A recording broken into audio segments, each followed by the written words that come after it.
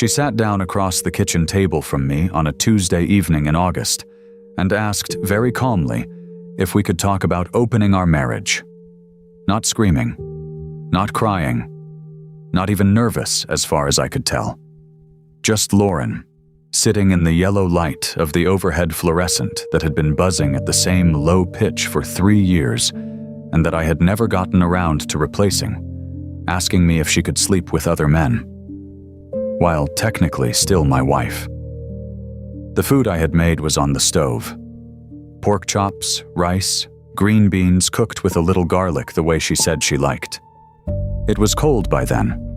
I hadn't eaten. I'd been waiting for her. My name is Arturo. I was 34 years old. I had been married to Lauren for 9 years, and for about 4 of those 9 years I had thought we had something that most people spent their whole lives looking for and never found. The other 5, I had been smoothing things over in my head and calling that a marriage. She said the words. Then she looked at me, and her face was doing something I can only describe as controlled. Like she had practiced this in the mirror. Like she had run through my possible responses and chosen the right approach. I looked at her for a moment. Then I looked down at the table. There was a water ring on the wood from her glass that she hadn't wiped up. I noticed things like that. Always had. I reached up and unclasped my watch, set it on the table.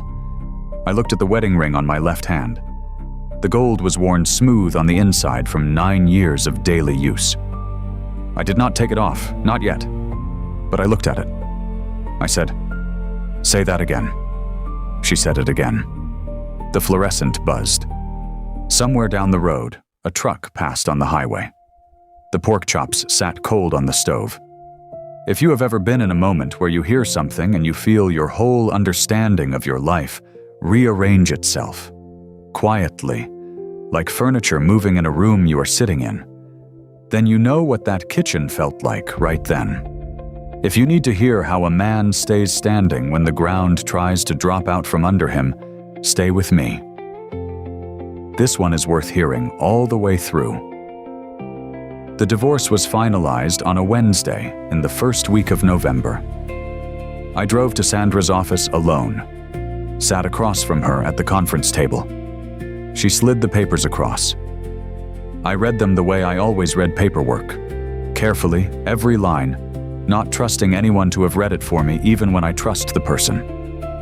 Sandra watched me do this without impatience. I signed where it said to sign. She said, "That's it, Arturo, done." I thanked her. I paid the final invoice at the front desk. I shook Gloria's hand on the way out because Gloria had been unfailingly kind throughout the whole process and had called me by my name every time I walked in, which, in that period of my life, felt like more than a small thing. I drove back to the shop.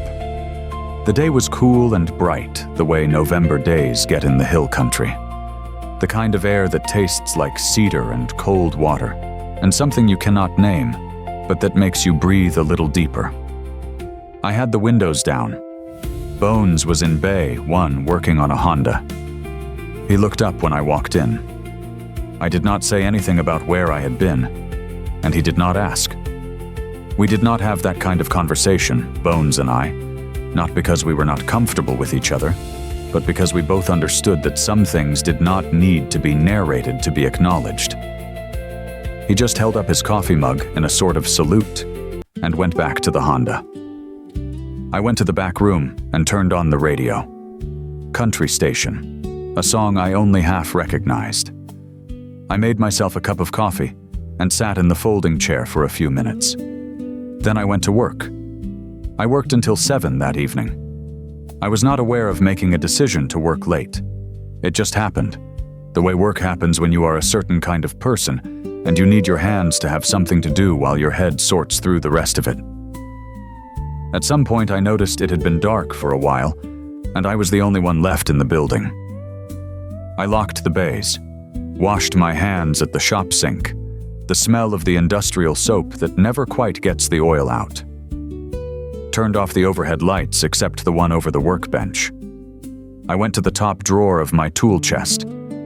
The ring was where I had put it. Gold, worn smooth on the inside. I had not looked at it since the morning I put it there. I picked it up now and held it in my palm. I turned it over. The engraving on the inside, Apuel forever, in her handwriting, because she had written it herself when we ordered the rings, and the jeweler had done it in her actual script, which I had thought was romantic and meaningful when I was 25. I looked at it for a long time. I did not feel the things I might have expected to feel. I felt something more like distance, the way you feel about a part you finally replaced after it ran longer than it should have. You do not mourn the part. You note its removal. You close the hood. I put the ring in my shirt pocket. I locked the shop. I drove to a diner on the highway and ate a cheeseburger alone in a booth by the front window, watching the trucks go past on the road in the dark. The coffee was hot and a little too strong, which is how I like it. The waitress called me Han and refilled my cup without my asking, the way good diner waitresses do. I thought, this is a good meal. This moment is fine. I am okay.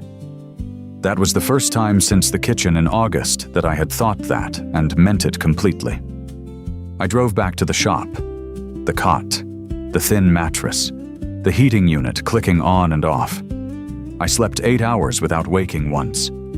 4 months after the divorce was finalized, I had found a rhythm. The shop ran on a schedule that was mine alone. Up at 5, coffee made while the shop came up to temperature in the cool morning air. Bay doors opened by 6:30. Bones showed up around 7 with his own coffee, the green cap, the precise number of words required to get the work done for the day.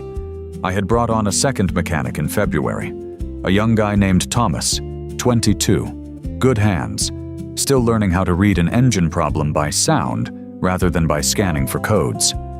I was teaching him. It was good to have something to teach. The house on Mesquite Drive had sold in December. I walked through it one last time after the buyer's final walkthrough, alone, the afternoon before closing.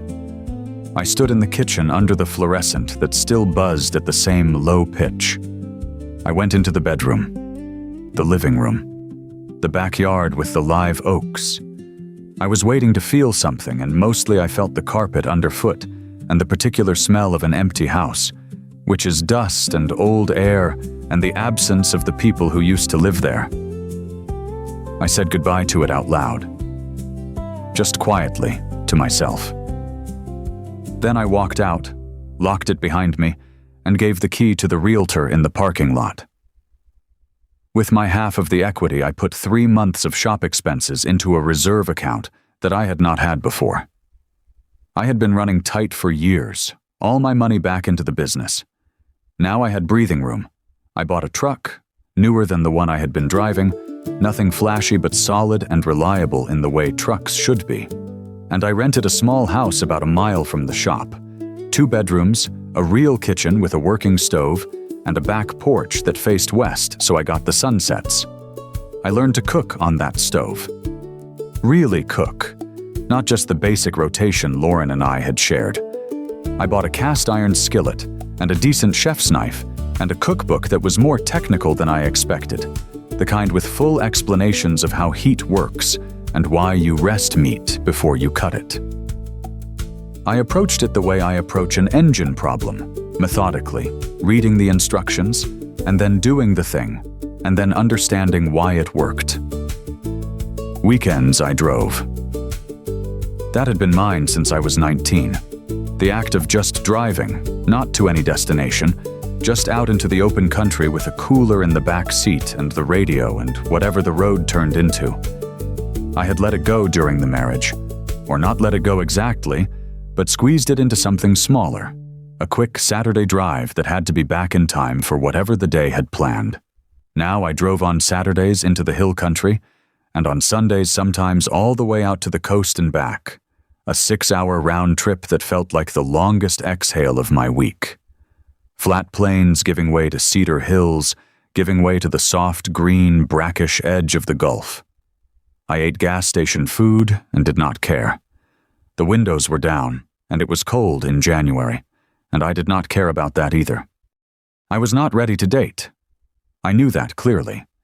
I had no desire to explain myself to someone new, to compress 9 years of marriage and its ending into a story that made sense on a first conversation. The idea of the whole performance of it, the small talk, the careful presentation of yourself, made me feel tired in a way I could not argue out of. So I did not.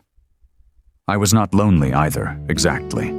I had Bones, and Thomas, and Marcus, and a few guys from the area I had known for years who came in on Friday nights sometimes to sit in the shop and drink beer and talk about trucks and hunting and nothing in particular. I was alone, and it was fine. More than fine. It was the first time in a long time that my life felt like it fit me. I had not been looking for that. It found me anyway, the way the important things usually do. The call came on a Tuesday, which I have noticed is the day things happen in my life. I was in the shop, late morning, wiping down a set of brake calipers I had just finished. The phone showed Lauren's name, and I looked at it long enough that it almost went to voicemail. Then I picked up. She said, "Arturo, thank you for answering." Her voice was different. Not the tone she had used in the 17 voicemails from the day she was served, not the soft negotiation voice she had used when she came to the shop, not the arguing voice. It was something I had not heard before. Flattened, careful, like someone who had thought very hard about what they were going to say and chosen each word for its least amount of impact. I said, "Lauren." She said she needed to talk to me about something. She said she wanted to be upfront with me, and she hoped I would hear her out. I had not said yes to hearing anyone out in a while. I said, "Say it." She said, "I'm pregnant." I stood there with the brake caliper in one hand and the rag in the other, and let that land. I said, "How far along?" She said about 14 weeks. I did the math quickly, the way you do when someone hands you a number that takes on a particular meaning depending on its relationship to other numbers.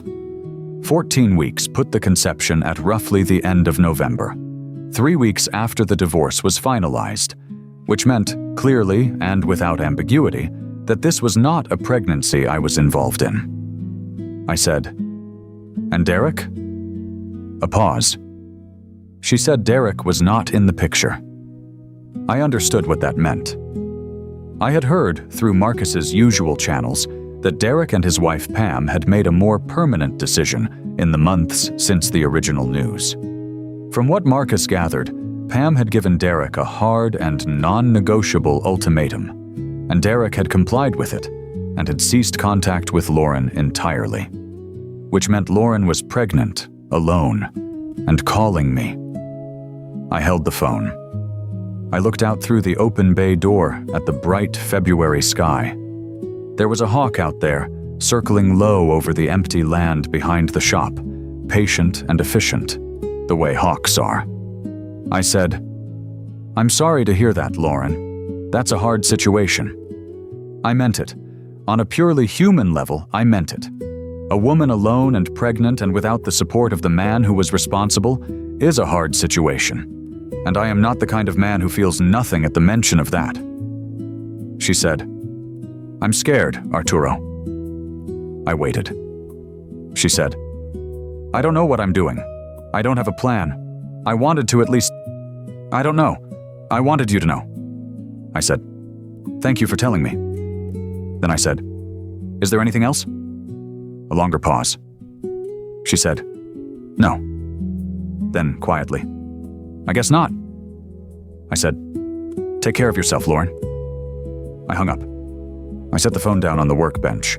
I picked up the brake caliper again. I looked at it for a moment without really seeing it.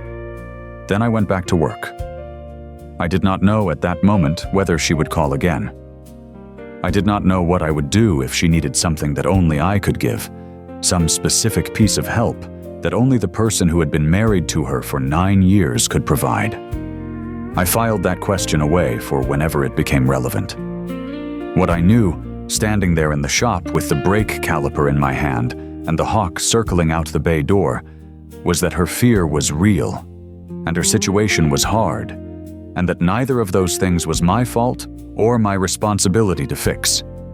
She had made the choices, all of them, every single one. I was allowed to feel sorry for her and still not go back.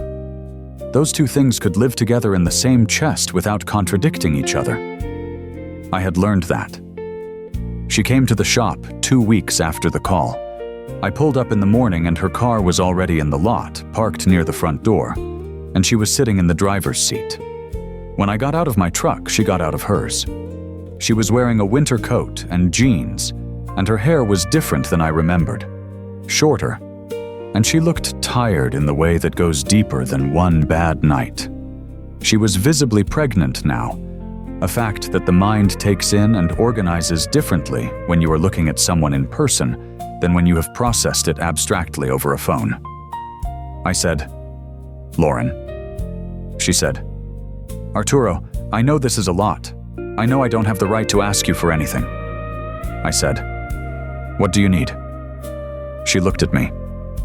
Then she said, "I want to ask if there's any chance at all, that we could talk about starting over. Not going back exactly. I know we can't go back, but starting something new." I listened to her say it. She said she knew what she had done. She was not pretending she had not done it, or that it had been some kind of misunderstanding. She said she had thought she was missing something, and had gone looking for it, and had found out that what she was looking for did not exist, or did not exist in the place she had gone.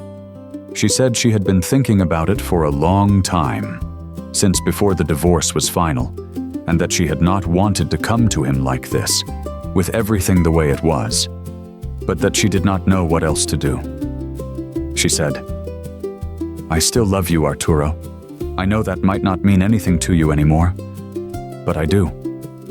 I stood there in the parking lot in the February cold. My hands were in the pockets of my jacket. I looked at her. I looked at the shop behind her. Bones's truck was in the back lot, which meant he was inside already, probably on his first coffee. The bay doors were not open yet. Monday morning. I thought about what I felt, looking at her. I tried to be honest about it. I did not feel anger. I had lost the anger months ago. I did not feel contempt. I did not feel that ache that had been there in the early weeks, the raw place that grief opens up when something you valued is gone. I looked for all those things, carefully, the way you check an engine for a noise source, worked section by section, listened. What I found, in the place where all of that had been, was quiet. Not indifference exactly.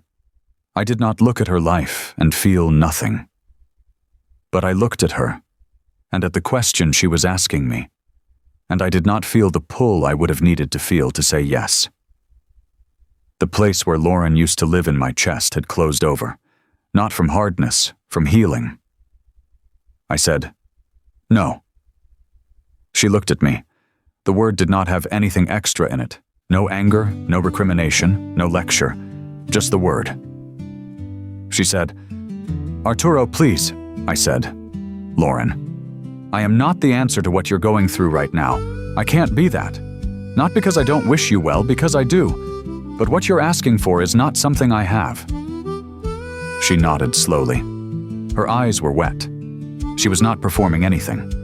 She was just a woman standing in a parking lot in the cold, and she was genuinely sad. And I felt that, and I still said no. She said, "Okay." She got back in her car. She sat there for a moment. Then she drove out of the lot. I watched her go. Then I turned, unlocked the front door of the shop, went in, and started the coffee. Bones came in at 7, the green cap, the usual. He looked at me once in a way that said he had noticed the car in the lot and was choosing not to mention it. I was grateful for that.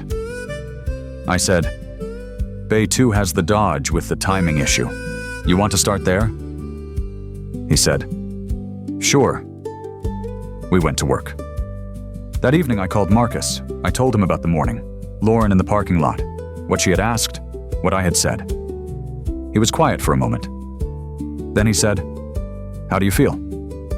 I said I had been asking myself that all day. He said, "And?" I said, "Mostly okay. A little sad. Not second-guessing." He said, "Good." I said, "I keep checking myself. Like there's a part of me that thinks I should feel more certain or more relieved or more something. Like I should have a bigger reaction than just, okay." Marcus was quiet for a beat. Then he said, "When you fix a car that's been running bad for a long time, and you finally get it running right, what does it feel like?" I said, "Like that's how it was supposed to work." He said, "Yeah." I understood what he meant. There was no explosion of feeling, no dramatic release, just the engine running the way it was supposed to run, the gauges reading right, the sound clean. That is what okay felt like when you had come from a long way back to get there. But I also told Marcus something I had been sitting with all day, which was this. I had thought that telling Lauren no would feel like a closed door, like the end of something. But standing in that parking lot, watching her drive away, it did not feel like an ending.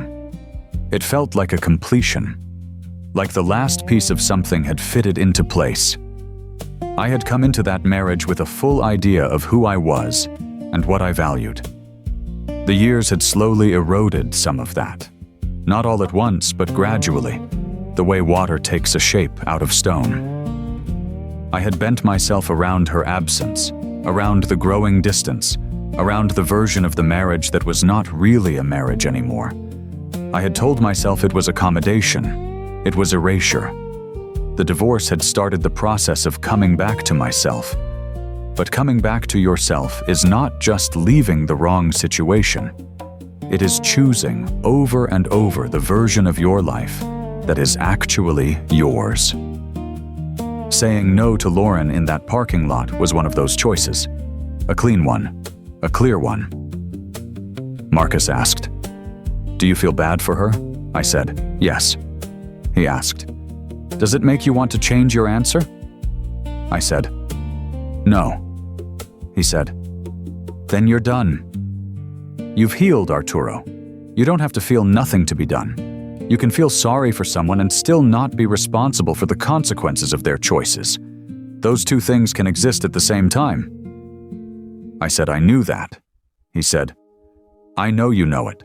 I'm saying it out loud so you can hear yourself agree with it." I laughed. It surprised me. The laugh coming out of nowhere. A real one.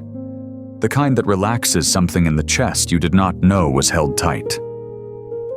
Marcus laughed a little too. I said, "I think I'm actually okay, Marcus." He said, "I know, brother." We talked for another 20 minutes about nothing important. His truck, a problem he was having with a contractor, his daughter's school play, the general state of things. We hung up. I sat on the back porch of my rented house with a glass of water and watched the last of the sunset drain out of the sky to the west. The cold was clear and clean. The stars were beginning to come out over the empty country. I was not angry. I was not grieving. I was not waiting for anything. I was just a man on a porch in February with a quiet life and work he was good at, and a brother who picked up the phone. That was enough. More than enough. It was, in fact, exactly what was supposed to have been running all along. The following Saturday, I went to my tool chest. I had not opened the top drawer since the night I locked it, back in November after the divorce was finalized. I stood at the chest for a moment before I opened it. Just stood there, the way you stand at a thing you have been putting off, acknowledging that you are going to do it now. I opened the drawer. The ring was there, on a folded paper towel. Gold, worn smooth on the inside. A L forever in her handwriting. I picked it up, held it. It was lighter than I remembered, or maybe I had just gotten better at carrying my own weight, and the ring had stayed the same. I looked at the inscription. The handwriting, her exact handwriting, the way she looped her L, and the way the ampersand was a little crooked. She had pressed a pen to vellum in a jeweler's office 11 years ago, young and confident and certain, writing forever on something small enough to fit on a finger. I thought about that version of us. I did not hate it. I could not. It had been real while it was real, and I had loved her genuinely and worked honestly at what we had. Neither of those things had been wrong. They had just run out of material. I wrapped the ring back in the paper towel, put it in the breast pocket of my jacket, drove to the pawn shop 3 blocks from the shop, a place called Rodriguez Sons that had been in that location for 30 years. The man behind the counter was in his 50s, gray at the temples, with the unhurried manner of a man who had spent his career watching people come in with things they no longer needed. He took the ring, put it on his scale, looked at it under a loupe, said, "I can do 140. I said, "That's fine." He counted out the bills. I put them in my pocket and thanked him and walked out. The afternoon was warm for February, a warm front working through, the kind of late winter day that tricks you into thinking spring is close when it is actually still weeks away. The parking lot was bright, and the air smelled like car exhaust and something further away, some combination of cedar and warming asphalt that is distinctly of this part of the world. I stood in the parking lot with the money in my pocket. I had been putting off buying a new set of combination wrenches for 3 months. My existing set had 2 sizes that were worn past their useful life. The box end had started slipping on stubborn bolts, and I had been making do with a makeshift solution that was never quite right. It is the kind of thing you put off because it does not feel urgent, and then it is always the wrench you reach for at exactly the wrong moment. There was an auto parts store next to the pawn shop. I went in, found the wrenches I wanted, a 15-piece SAE/metric combination set, American-made, the kind with the full polish that catches the light, and brought them to the register. The cashier rang them up. $132. I put the bills on the counter from the pawn shop money. She gave me change. I walked out to my truck with the wrenches in a bag. I set them on the passenger seat. Then I sat there for a second with my hands on the wheel. And I laughed. Not a performed laugh, not an ironic laugh. Just a real one, the kind that comes out of your chest when something resolves in a way that is so exactly right that your body has to respond. The ring had been a symbol of something that no longer existed, and now it was $140, and the $140 had become a set of combination wrenches that I would use every working day of my professional life. That felt right. That felt like a very accurate exchange. I drove back to the shop with the windows down, the wrenches on the seat beside me, and something light and clean in my chest that was not quite happiness and was not quite relief, but was very close to both. 6 months later, the shop was doing the best it had ever done. I had brought on a second full-time mechanic in the spring, a woman named Carla, who had 12 years of experience and a diagnostic precision that impressed even Bones, which is not an easy thing to do. With 3 mechanics, I could take on the fleet accounts I had been turning away for 2 years. A small landscaping company, the county roads department, a local delivery outfit that had 8 vans and a habit of running them past their service intervals and then wondering why they broke down. I hired Trish back to handle the front desk, the billing, the scheduling. She had been freelancing since the year I let her go during the tight patch, and she came back with a better phone system and a software system for the work orders that halved our administrative time. The shop that had been just enough for 3 years was now clearly enough, by a comfortable margin. I still opened every morning, still made the first pot of coffee.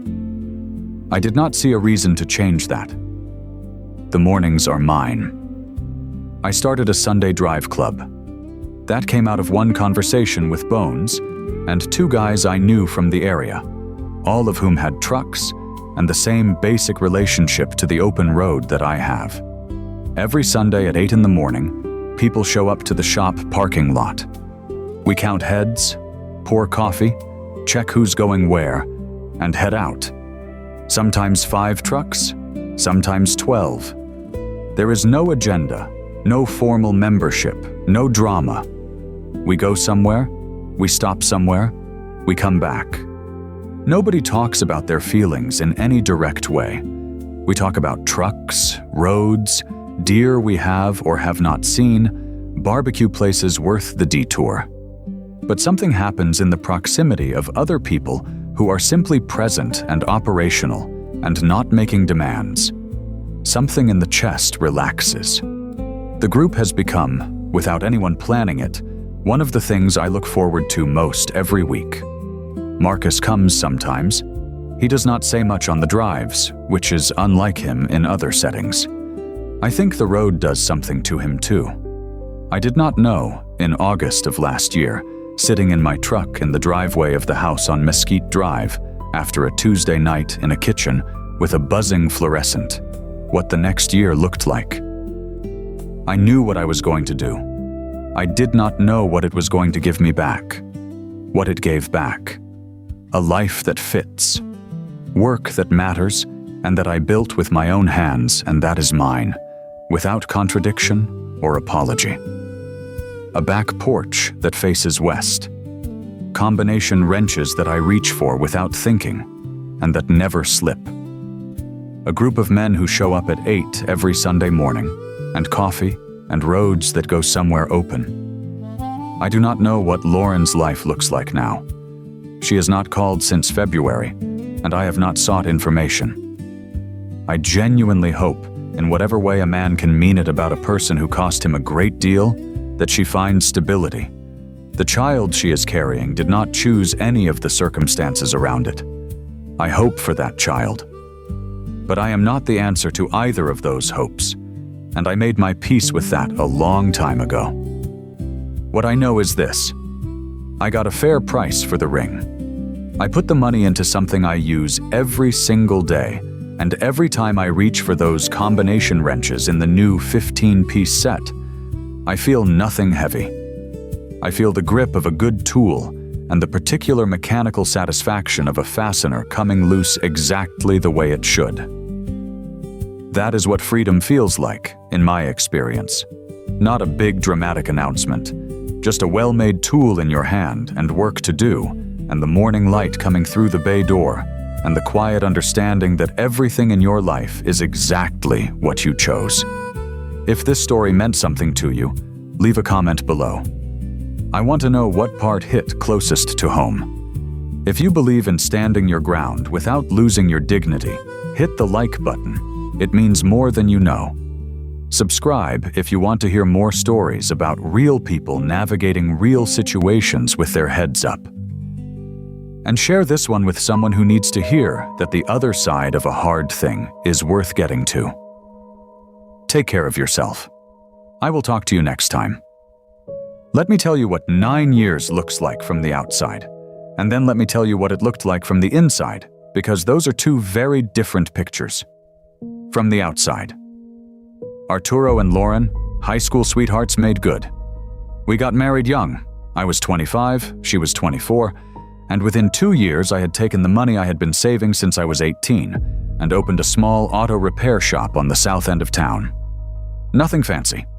4 bays, a parts room, a bathroom that was barely functional, and a hand-painted sign that I did myself because I was not paying anyone to paint a sign when I had 2 working hands. Lauren was the one who told me I could do it. That is the truth, and I will not take it from her even now. When I was running the numbers in my head at 2 in the morning and coming up 3 different ways to broke, she would lean over my shoulder and say, "You know how to fix engines, Arturo. Everything else is just paperwork." She was not wrong. She had a way of cutting through the noise in my head. The shop grew, slowly, then steadily. I brought on one mechanic, then two. I hired a woman named Trish to handle the front desk and the billing, which freed me up to be under cars for more hours in the day, which is where I did my best thinking anyway. By year 5 of the marriage, we owned the house on Mesquite Drive. 3 bedrooms, a carport, a yard with 2 live oaks that dropped acorns every October into the gutters. We did not have children. That was a conversation that kept getting pushed back. I told myself we were building toward it. I believed that. Lauren worked as an office manager for a regional construction company. She was good at her job, organized, good with difficult people, good at keeping things moving. She made decent money. We were not rich, but we were solid. The shop, the house, 2 trucks paid off, money in a 401k. That kind of solid. From the inside, the last 3 years or so, if I am honest, had gotten quieter than they should have been. Not fighting quiet, just regular quiet. The kind where you realize one day that you cannot remember the last real conversation you had. The kind where you talked about something that mattered. We talked about the grocery list, and what was wrong with her truck, and whether to get a new water heater. We went through the motions of a household. I told myself that was what long marriages looked like. I believed that too. The trips started. She had friends from work, a group of women who took weekend trips every few months. That seemed reasonable. She would come back a little looser, a little happier, and I told myself it was good for her to have that. I meant it. I was not suspicious. I was busy with the shop and tired by Friday, and I was not paying attention the way I should have been. Looking back now, I can see the things I did not let myself see. The way she would pause before answering her phone sometimes. The new perfume she started wearing, which she said she bought herself, and I had no reason not to believe her. The way she stopped asking about my day, not all at once, but gradually. The way the water temperature changes in a shower. So slow you barely notice until you are already cold. I noticed. I just did not do anything with the noticing. That is the thing about being good at fixing things for a living. You see when something is not running right. But if it is your own engine, the one you are riding in, you can tell yourself it is probably nothing. You can smooth it over in your head and call it a marriage. That Tuesday in August, sitting at the kitchen table with the cold pork chops on the stove, and the buzzing fluorescent and the water ring I had not wiped up. The smoothing over was done. I asked her to explain what she meant. She said that they had been talking, some of the people at her work, about relationships and how people were not hardwired for monogamy, and that she felt like maybe they had gotten into a rut, and she wanted us to be honest with each other about that. She used the word honest, like she was the one introducing honesty into the conversation. I asked her who had been talking. She mentioned a few names, none of which I had heard before, except one. Derek. She said it a little too quickly, the way a mechanic slides past a clinking sound he does not want to diagnose. I had heard the name Derek once before. She had mentioned him as someone from the office maybe 4 or 5 months ago. Offhand. He had helped her with a presentation or a spreadsheet, something routine. I had filed it the way you file routine things and moved on. Now the file was open again. I said, "And is this something you want to do, or something you have already started doing?" She looked at the table. She looked at her hands. She said she had met someone who she felt a connection with, and that it had not gone far, but she did not want to lie to me anymore. The word "anymore" sat in the air between us like exhaust in a closed garage. I am not a man who raises his voice, never have been. My father was, and I decided young that was not going to be my inheritance. When I am angry, I get quiet. The quieter I am, the angrier I am. Right then, I was extremely quiet. I said, So this has already happened. She said it was complicated. She said she was trying to be honest with me. She said she thought if we could just have a real conversation about it, she thought maybe we could find a way to make things work that felt good for both of us. The phrase, feel good for both of us, did something to me. Not rage, something colder. Like watching a pressure gauge climb past the red line and feeling very calm about it. Because you know the damage has already been done, and now it is just a matter of how it comes apart. I looked at the ring on my hand. Gold, worn smooth on the inside. 9 years of wear. I said, I need some time to think. She looked at me like she had expected more than that. Like she had prepared for shouting, for accusations, for the thing I gave her instead, which was just a man getting up slowly from a table and going outside, and the sound of a truck door closing very quietly in the dark. I sat in my truck in the driveway. The night was still warm, the way it stays in August in southwest Texas even at 10 o'clock, the heat pressed into the concrete and radiating back up. Crickets, the distant hum of the highway, the smell of motor oil on my hands that I had not fully gotten out with the soap, the way you never fully get it out. I did not feel surprised. That was the thing. A man who is truly blindsided feels surprise. What I felt was recognition, like a diagnosis for a noise that has been there for a long time. You do not feel surprised when the mechanic finally tells you what the problem is. You feel the weight of having known, somewhere, all along. I looked at my left hand on the steering wheel. The gold band, the worn, smooth inside. I thought, this is the last night this is going to be complicated. Tomorrow morning I am going to simplify it. I drove to the shop that night. It was close to 11, but I had a key and the code for the alarm and no particular place else to be. I turned on the work lights over Bay 2, put the radio on low, and got under the truck I had been working on that afternoon, a 2018 F250 with a front axle that had been making a grinding sound the owner kept ignoring until it was too loud to ignore anymore. I know something about ignoring sounds too long. I did not go under there to work. I went under there to think. It is the best place I know for thinking. The rest of the world goes somewhere else when you are under a vehicle. It is just you and the metal. I thought about what Lauren had said, and what she had not said, and what the word anymore meant when she said she did not want to lie to me anymore. I mapped out the shape of it. At minimum, she and Derek had something going. She had said it had not gone far. I did not believe that, but I also knew I did not need to believe or disbelieve it to make a decision. The request itself was the decision. A woman who asks her husband for permission to be with another man has already made her choice. She is just asking for the paperwork. I thought about the shop, the co-signed loan she was on, the house on Mesquite Drive, both our names, the retirement accounts. I thought about how a divorce works when there is property and a business and 9 years of commingled finances. I am not a man who makes decisions out of emotion. Emotion is information, not instruction. I let it inform me. Then I figure out what the smart thing is. Around 1 in the morning, I called my brother Marcus. Marcus is 6 years older than me. He has been through his own version of this. Not the same story, but close enough that he knows the terrain. I do not call him for comfort. I call him when I need someone who will tell me the truth without softening it. He picked up on the 3rd ring. He said, "It's after midnight, Arturo."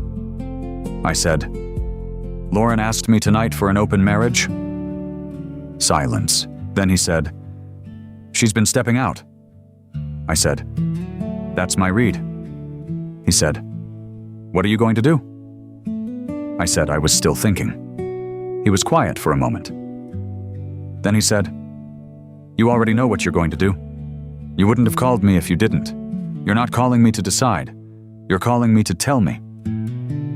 I thought about that for a second. He was right. I said, I'm going to call Sandra Reyes in the morning. Sandra Reyes was an attorney in town.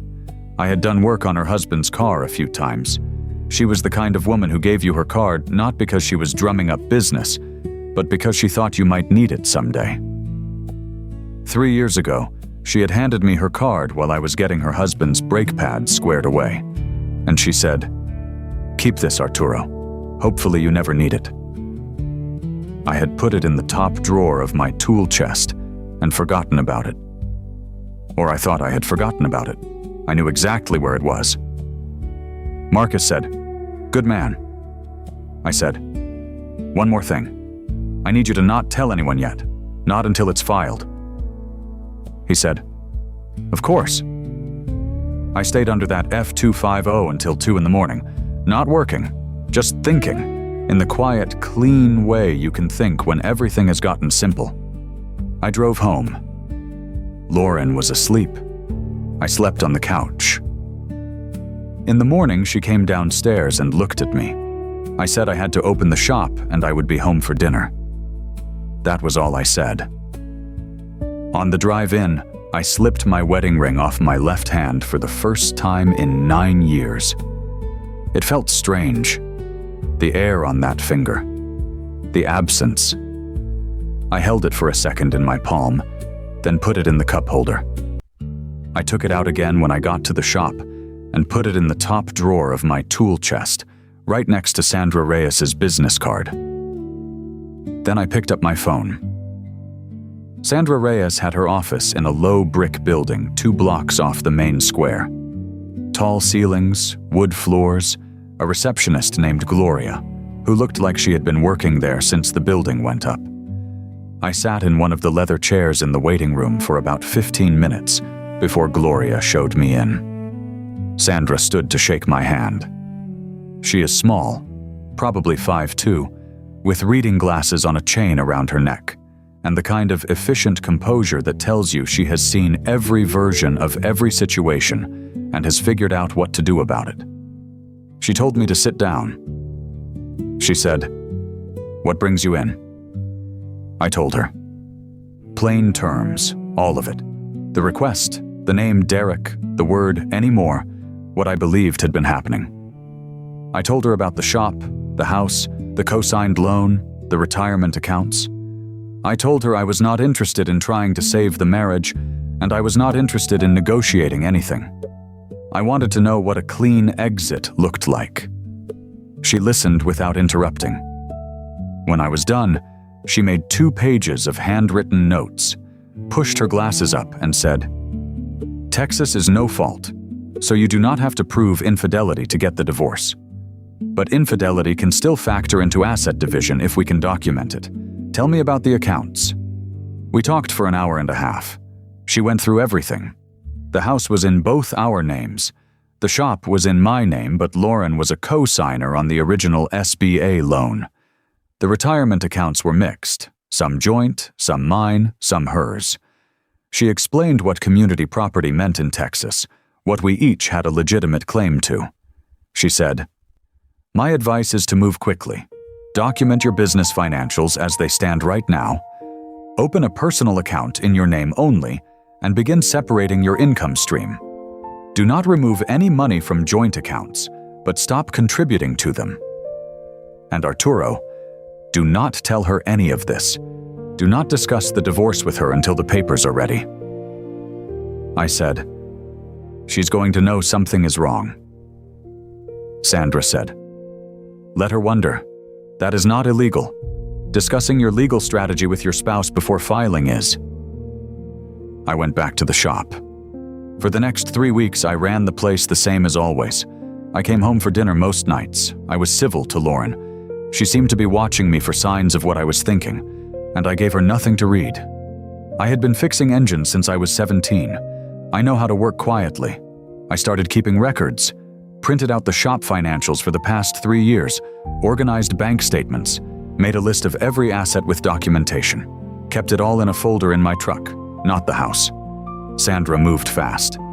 23 days after I walked into her office, Lauren was served at her workplace. Marcus told me about it afterward. He had heard from a friend who worked at the same construction company. Apparently, Lauren's face went completely still when the process server handed her the envelope. She did not open it right away. She excused herself to the restroom and was in there for a while. Then she came back to her desk and started making phone calls. She called me 17 times that afternoon. I was under a transmission, and I let every one of them go to voicemail. I did not listen to the voicemails that night. I waited until the next morning, had my coffee, and then sat in my truck in the shop parking lot and listened to them one at a time. They went from disbelief to anger to crying to calm to angry again, to a kind of flat, defeated tone on the last few that was the most honest she had sounded in a year. I deleted them all. There was nothing in any of them that changed anything. She came to the house the next evening. She must have a key still. She walked in while I was in the kitchen making dinner. I heard the front door, and then her footsteps. And then she was standing in the kitchen doorway looking at me like I was someone she suddenly could not recognize. She said, "Arturo, what is this?" I said, "What does it look like?" She said that she had just been trying to be honest with me, and she had not expected this, that she thought if we talked it through we could figure something out, that she did not actually want to lose the marriage. She said she had been confused and she had made mistakes, but she was still his wife, and she thought that counted for something. I said, "I thought so too." She asked if I was really going to throw away 9 years over one conversation. I said, "I'm not throwing anything away. You already did that." She stood there. I went back to what I was cooking. She said a few more things. Something about counseling. Something about how reasonable adults could find a way through this. Something about financial implications, which made me think she had already talked to someone, maybe an attorney, maybe Derek.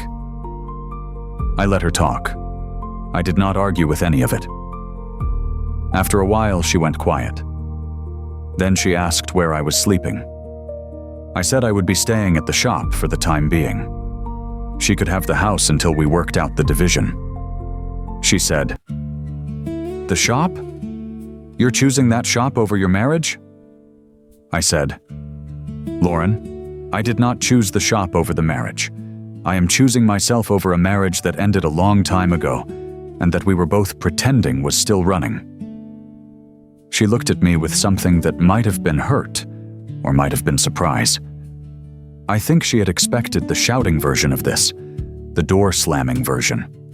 The version where I was so broken apart by emotion that she could manage it, guide it, talk me down from it. I was not broken apart. That was the thing she had not calculated. I picked up my keys. I told her I had a cot at the shop, and she should call Sandra's office if she had questions about the process. I said goodnight. I walked out. I sat in my truck in the driveway for a moment. The live oaks were dropping acorns onto the roof of the carport. I could hear them ticking against the metal.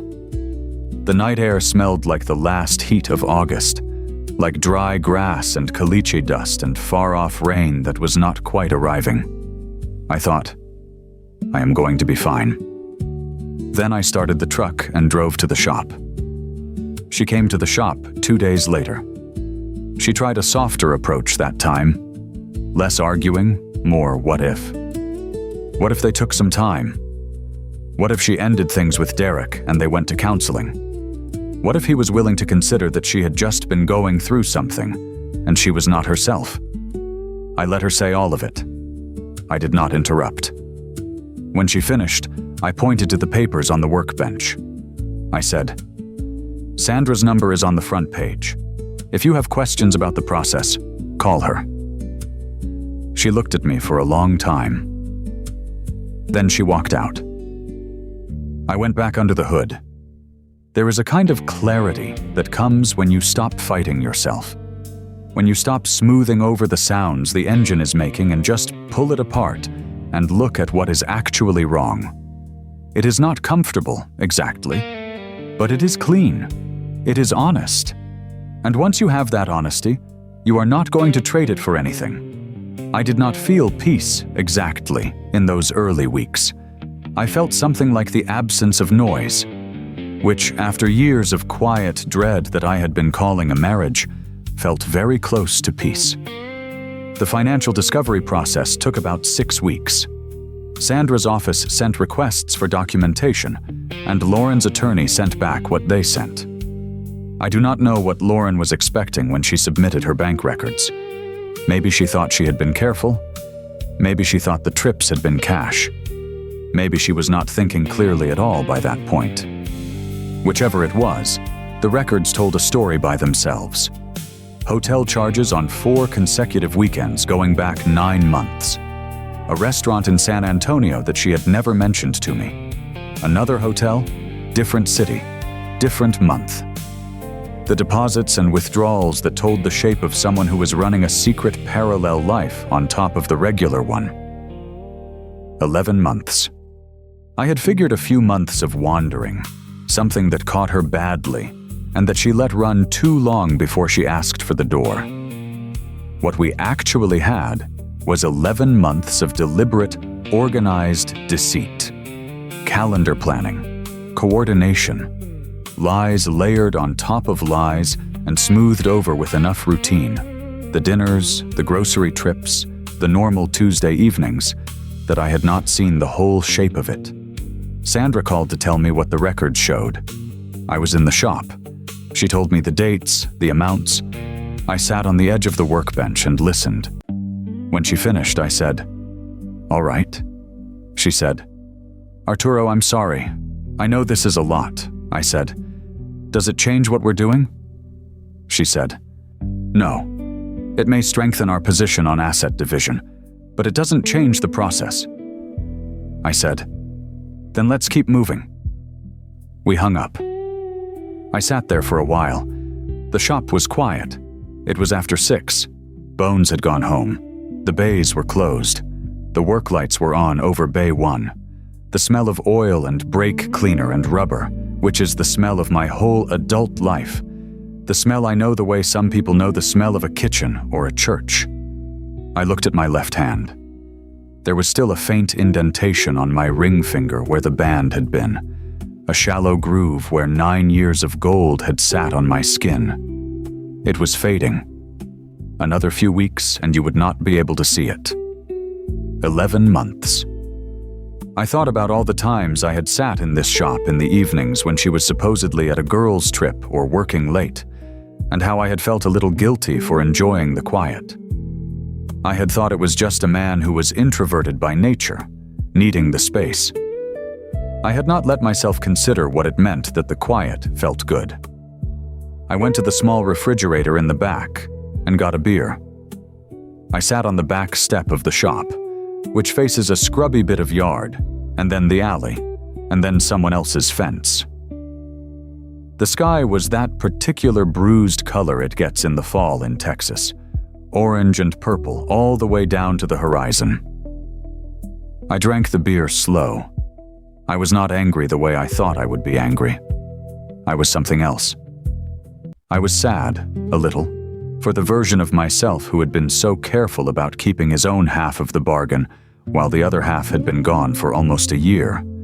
That man had fixed other people's trucks and cooked dinner on Tuesday nights, and paid the mortgage on a house that was already hollow on the inside. And I was clear, in a way I had not felt in years. Whatever came next, it was going to be honest. It was going to be mine. And nobody was going to be smoothing over anything. I finished the beer, tossed the bottle in the recycling, went back inside. There was still a full bay of work to close out before morning. The divorce did not move fast.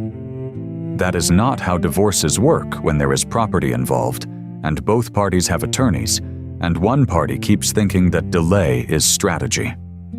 Lauren's attorney pushed back on the shop valuation. They hired an outside appraiser. The number the appraiser came back with was on the high end, more than I thought any reasonable reading of a 4-bay shop in a small Texas town justified. But that is what those situations look like when someone is trying to get a number that serves their client. Sandra pushed back with our own documentation. We went back and forth for several weeks. I kept the shop running through all of it. That was the thing about the shop. It didn't care about the divorce. The trucks kept coming in. The invoices kept needing to go out. Bones kept showing up at 7 wearing the same green cap he had worn every day since I hired him 4 years ago. There is something grounding about that. The work does not know your personal life. The work just needs doing. I used the time productively. Sandra had advised me to pay off the co-signed SBA loan as fast as I could, so that Lauren had no remaining financial claim on the business before the final order. I had a line of credit I had never touched. I used it. I paid the loan off in full 6 weeks into the process. Sandra filed the documentation. Lauren's attorney could not argue with a zero balance. The house was a negotiation. We had equity. Lauren wanted half. Under Texas community property, she was likely entitled to close to that. Sandra and I worked the numbers carefully.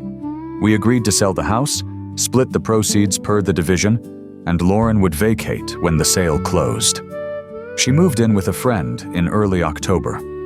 I did not go to help her move. I was not asked to. At night, I slept on the cot in the back room of the shop.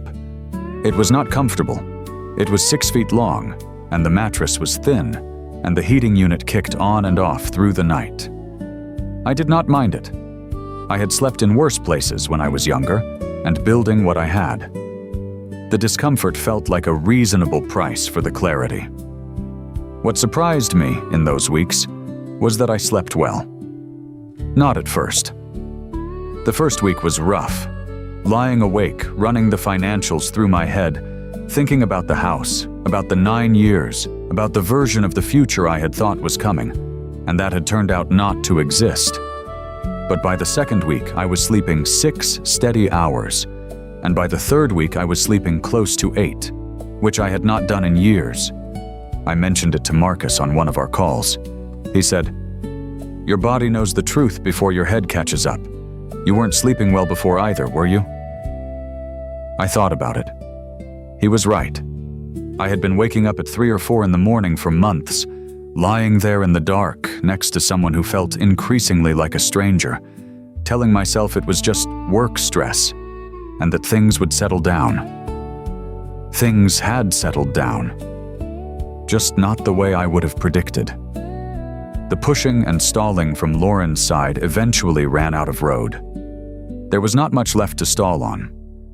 Sandra had the financials tight, the shop valuation settled, the house negotiations closed. We were in the final stages. Lauren asked, through her attorney, if I would consider mediation.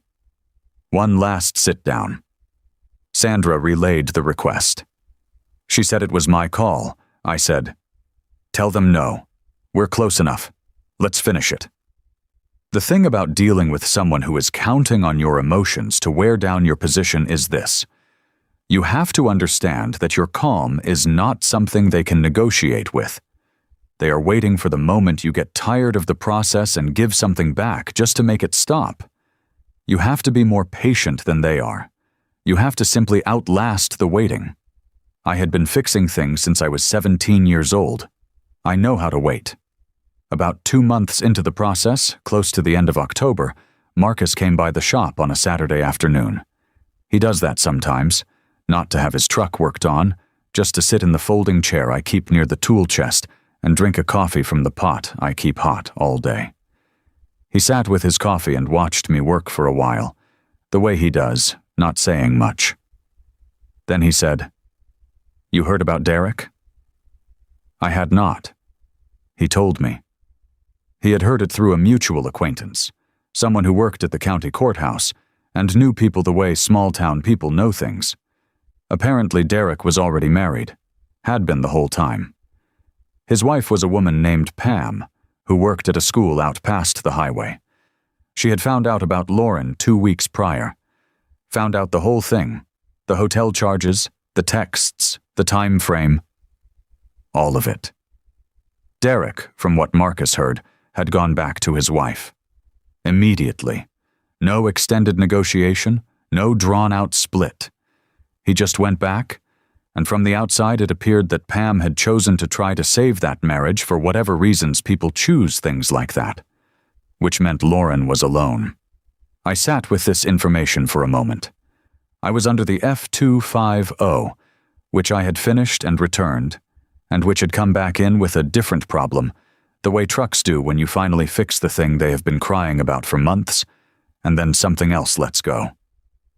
I rolled out from under it and looked at the ceiling. Marcus was watching me. I said, "So she ended her marriage for a man who was never going to end his." Marcus said, "That's about the shape of it." I lay there on the creeper for a moment, looking at the overhead fluorescent. The buzzing one I had never replaced in the kitchen. This one in the shop worked fine. I tried to examine what I was feeling. I looked for sympathy and found some. Lauren was a person. She was going through something difficult. She had made choices that had consequences. I am not built to celebrate someone's suffering. I believed that. I still believe it. And then I examined a little deeper and found, underneath the sympathy, something harder and more honest. I was glad. Not in a cruel way, not in the way of wanting her to be in pain, but in the way that a man feels when the geometry of what happened becomes clear, when the arrangement of the pieces shows you that the outcome was just. She had decided that what she had was not enough, and had gone looking for more, and the more had turned out to be nothing, and now she was standing in the gap between the two with nothing on either side. That is not a punishment I arranged. That is just the math of what she chose. I said to Marcus, "I don't feel as bad as I thought I would." He said, "I know." I said, "Is that wrong?" He said, "You spent 9 years being the only one who showed up. You're allowed to acknowledge that." I rolled back under the truck. The work does not wait for philosophy.